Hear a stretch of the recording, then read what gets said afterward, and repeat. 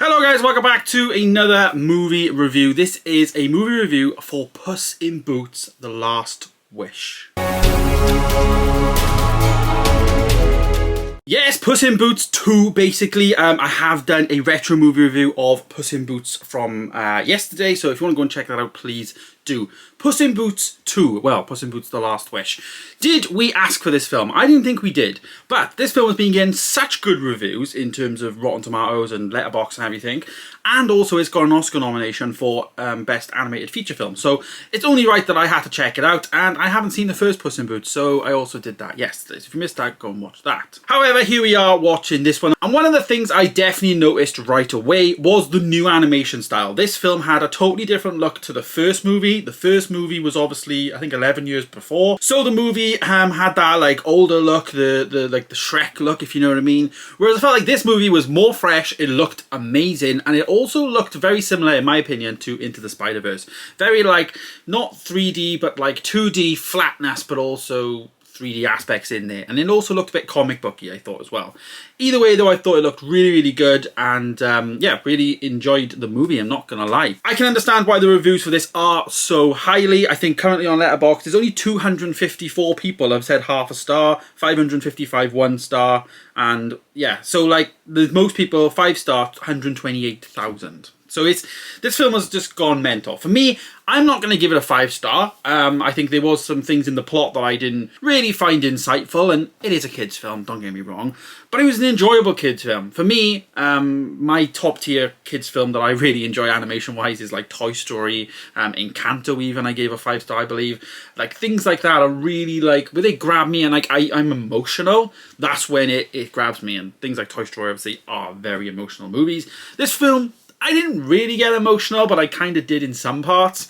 But either way, I gave this movie a 4 star. It is a top tier animation movie, and I really think it's a really good animation film and worthy of an Oscar. Even though I did like Marcel the Shell, they're both very different films in my opinion, but the look and feel of this movie was just great. This movie was a really good plot in the film as well. It's all about the last wish. It's all about Puss in Boots just trying to get that wish, that last wish that he needs. He is basically a cat that cats have like 9 lives. He's used 8 of his lives, and with only having 1 life left, when he dies, then he is dead forever, and he kind of like loses a bit of himself, like a bit of his competence, and he wants that wish so that he can get more lives back. That's basically the premise of the story, and he's trying to get that wish after death is constantly chasing him. So it's a really fun movie, but it's also in some aspects quite dark. I actually said to myself, like, this is actually quite dark in some bits for kids. Like, this is really dark for kids. But either way, I very much enjoyed it. It is a movie that is out in the cinemas right now, so I would highly recommend people do go and check it out. It's a fun movie, and like fun for adults as well as kids as well. A very pleasant movie in terms of look and feel, and also a very star-studded cast. During the movie I was watching, I was just like, this is mental. Like, there's so many voices in this. Checking that later on, obviously, and yeah, there were some pretty mental people in there. Obviously, Antonio Banderas is back as Puss in Boots himself. Salma Hayek is in there as well as Kitty Softpaws, and we also get Florence Pugh, who voices Goldilocks. Mum and Papa Bear are Olivia Colman and Ray Winston, which you can just tell his voice from a mile off. So they were like the ones that I definitely noticed. There's no more really in here that that jumps out at me, but it was just great to have, like, you know, a different spin on it. There was obviously some other, you know, fantasy fairy tale characters that we see, like I said, Goldilocks and the bears, and the 3 bears, of course. There was more, which I'm not going to reveal, but it's really good. It was a really good movie. Like I said, 4 star for me. Very fresh animated look, and it just kind of led me asking and wanting more of Shrek.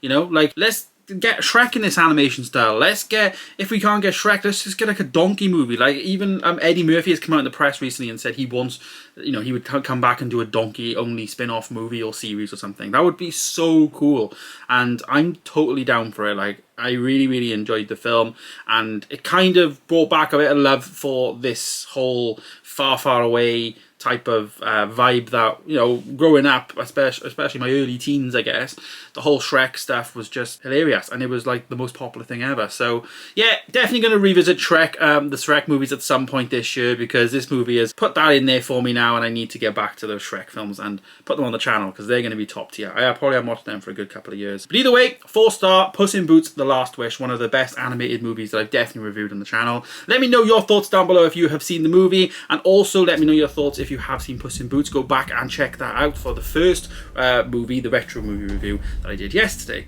Thanks for watching though, guys. Stay tuned for more videos coming soon, because I have got a lot coming. Thanks guys, I'll see you in the next one. Goodbye.